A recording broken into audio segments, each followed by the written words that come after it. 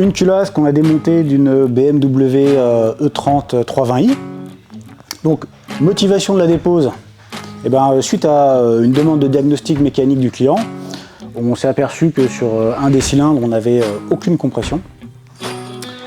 Donc dépose de la culasse, départ en expertise de la culasse fendue, et en plus de ça, on a constaté une usure, mais vraiment anormale, de l'arbre à cam.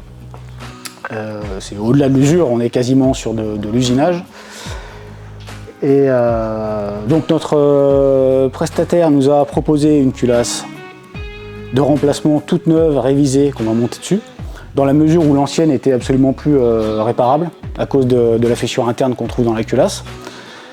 Donc l'idée, c'est de rééquiper entièrement la culasse neuve pour pouvoir la remettre sur la voiture, sur le moteur. Et néanmoins, il reste quelques pièces à récupérer sur l'ancienne culasse, notamment certains boujons et certaines pièces. Donc sur cette culasse, j'en parlais tout à l'heure, l'endroit qu'on voit ici en jaune, c'est l'endroit où il y a la fissure interne. Alors en surface, c'est très trompeur parce qu'on voit rien, mais on a effectivement une fissure interne dans la matière.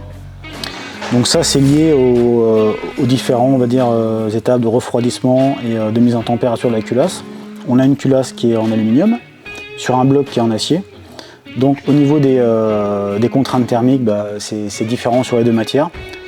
Et au bout d'un moment, malheureusement, on crée des tensions internes et des contraintes qui amènent à une fissure interne. Fissure interne qui a créé une déformation suffisante pour obtenir une usure très prononcée. Comme je disais tout à l'heure, on est quasiment sur l'usinage au niveau de l'arbre à cam, puisque par rapport à la surface de référence, on a perdu pas 1 millimètre, mais pas loin, ce qui est énorme.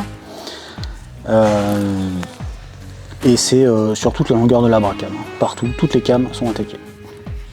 Donc à ce niveau-là, c'est plus réparable, on va dire, dans un budget raisonnable, c'est plus réparable. Donc ce sera remplacement complet de la culasse, de l'arbre à cam et de toutes les pièces mobiles.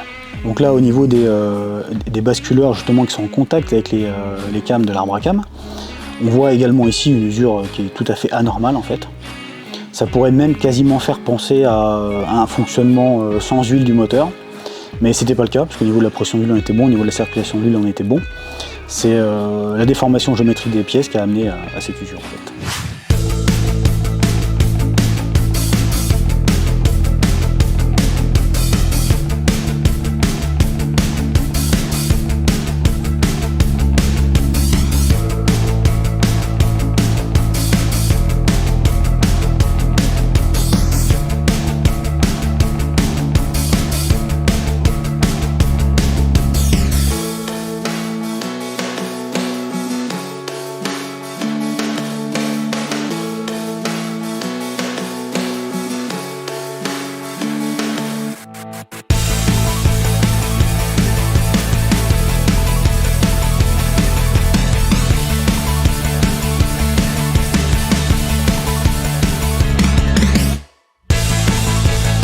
Là et là, on voit qu'on a des trous qui sont un peu plus évasés.